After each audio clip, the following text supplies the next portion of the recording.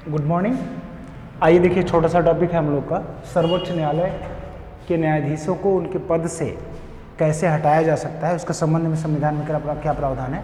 तो सबसे पहले आप जान लीजिए कि सर्वोच्च न्यायालय के न्यायाधीशों को पद से हटाने के लिए अनुच्छेद 124 के 4 में प्रावधान किया गया है। इसके तहत सर्वोच्च न्यायालय में दो चीज़ों, इनके न्यायाधीशों को हटाने के लिए दो चीज़ों की आवश्यकता होती है। एक, प्रक्रिया पर बल दिया जाता है और दूसरा आधार क्या है उनको हटाने का। तो पहले तो आप ये समझ लीजिए कि हटा सकता है राष्ट्रपति। हटाएगा कौन? हटाने की शक्ति है राष्ट्रपति के पास, ठीक है। लेकिन वो हटाएगा कैसे? तो इसके लिए एक विहित प्रक्रिया या निश्चित प्रक्रिया का पालन करते हुए निश्चित आधार पर ही हटा सकता है। तो अगर आपसे सीधे सीधे पूछा जाए कि सर्वोच्च न्यायालय के न्यायाधीशों को उनके पद से कैसे कौन हटा सकता है, तो राष्ट्रपति हटा सकता है, परंतु निश्चित प्रक्रिया के द्वारा, जिसे सामान्यतः हम लोग महाभियोग की प्रक्रिया कह देते हैं। तो इसके लिए राष्ट्रपति हटा सकता है। इसमें दो बातें हैं, आपको ध्यान रखने की बात है। एक बात है आपकी, वो है प्रक्रिया, और दूसरी बात है आधार। आधार प्रक्रिया को ही हम लोग महाभियोग की प्रक्रिया कह देते हैं, महाभियोग की प्रक्रिया कह देते हैं, और आधार तो अभी हम लोग देखेंगे इसको। महाभियोग की प्रक्रिया क्या होगी, यह संसद निश्चित करती है, संसद द्वारा निश्चित, संसद द्वारा निश्चित, और संसद ने इसको निश्चित किया है। संसद ने बताया है कि कभी भी महाभियोग की प्रक्रिया कैसे चलेगी यदि यदि सर्वोच्च न्यायालय के न्यायाधीशों को उसके पद से हटाना है तो पहले आधार देखिए। इसके लिए दो आधार लिया जाता है, दो आधार है।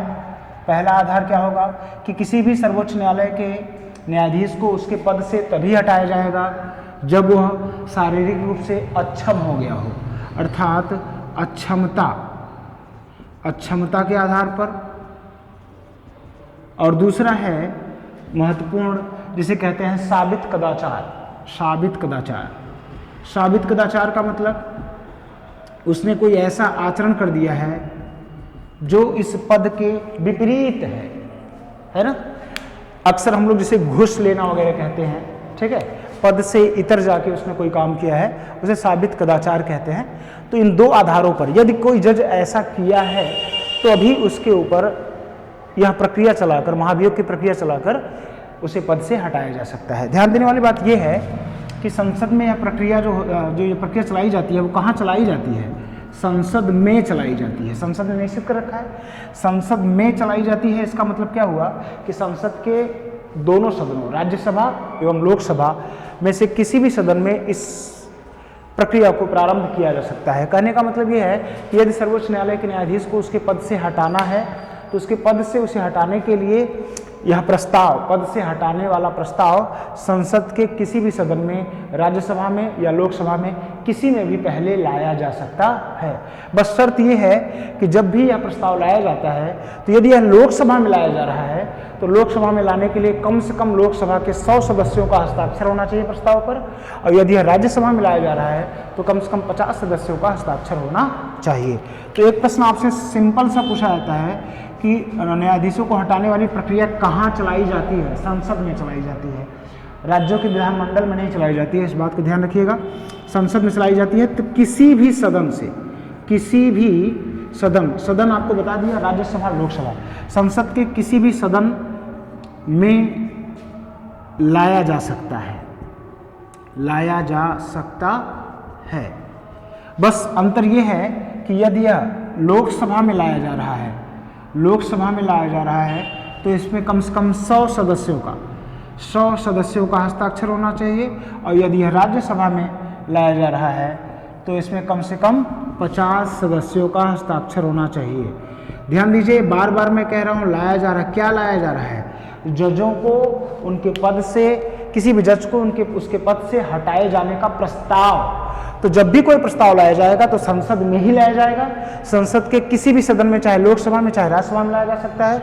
यदि यह लोकसभा में लाया जाएगा तो उस प्रस्ताव पर कम से कम 100 सदस्यों का हस्ताक्षर होगा, और राज्यसभा में लाया जाएगा तो कम से कम 50 सदस्यों का हस्ताक्षर होगा।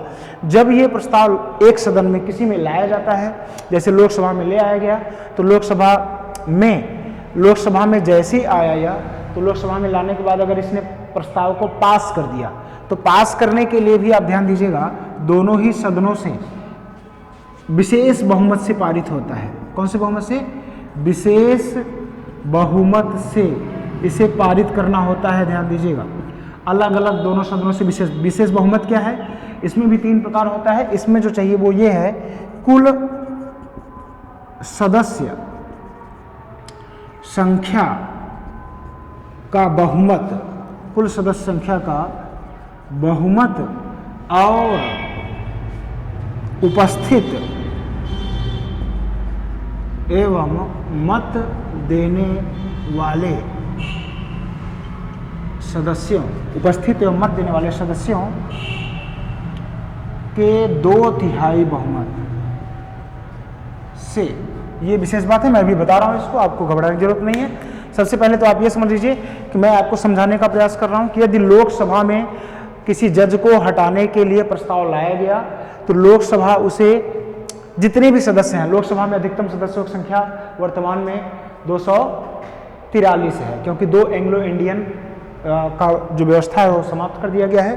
तो 243 का बहुमत यानी 50% + 1 या और जितने लोग आए हुए हैं उसके 2/3 में से जो भी संख्या अधिक होगा उस संख्या से मान्य होगा। ये विशेष बहुमत का टॉपिक किसी दिन बताऊंगा, आपको बता दूंगा, अच्छे से हो जाएगा। उस आधार पर लोकसभा पास करेगा। जब लोकसभा इस विधेयक को, इस प्रस्ताव को पास कर देगा तो यह प्रस्ताव दूसरे सदन में चला जाएगा, राज्यसभा में चला जाएगा। राज्यसभा में जब यह प्रस्ताव जाता है तो राज्यसभा में जाने के बाद राज्यसभा इस आरोप की जांच करने के लिए एक समिति गठित करती है। 3 सदस्यीय एक समिति गठित करेगी। हालांकि इसका प्रावधान 124 के 5 में किया गया है। तो राज्यसभा जो आरोप जिस जज के ऊपर लगाया गया है कि उसने वह अक्षम हो गया है या वह कोई कदाचार किया है, यह बात सही है या गलत है, यह राज्यसभा इसकी जांच करने के लिए एक 3 सदस्यीय कमेटी गठित करेगी जजों की। और वह जब जांच करके यदि वह रिपोर्ट दे देती है कि हाँ लगाया गया आरोप सही है, तो राज्यसभा भी अपने इसी बहुमत से, अपने सदस्यों के इसी बहुमत से, विशेष बहुमत से ही प्रस्ताव को पारित कर देगी। और जैसे ही प्रस्ताव पारित होगा तो दोनों सदनों से प्रस्ताव पारित हो गया तो यह राष्ट्रपति के पास भेज दिया जाएगा और राष्ट्रपति उस जज को उसके पद से मुक्त कर देंगे। हस्ताक्षर करते ही राष्ट्रपति, वह न्यायाधीश अपने पद से मुक्त समझा जाएगा। तो इन न्यायाधीशों को पद से हटाने की ये प्रक्रिया है। इस पूरी प्रक्रिया को कहा जाता है महाभियोग की प्रक्रिया। और इनको हटाने के लिए 2 आधार हैं और अनुच्छेद भी आपने देख लिया, अनुच्छेद 124 का 4। तो ये बड़ा महत्वपूर्ण टॉपिक था आपका, न्यायाधीशों को उसके पद से हटाने वाली प्रक्रिया। अब देखिए इसके बाद एक छोटी सी बात इसमें और है, छोटी सी टॉपिक और है, न्यायाधीशों की योग्यता।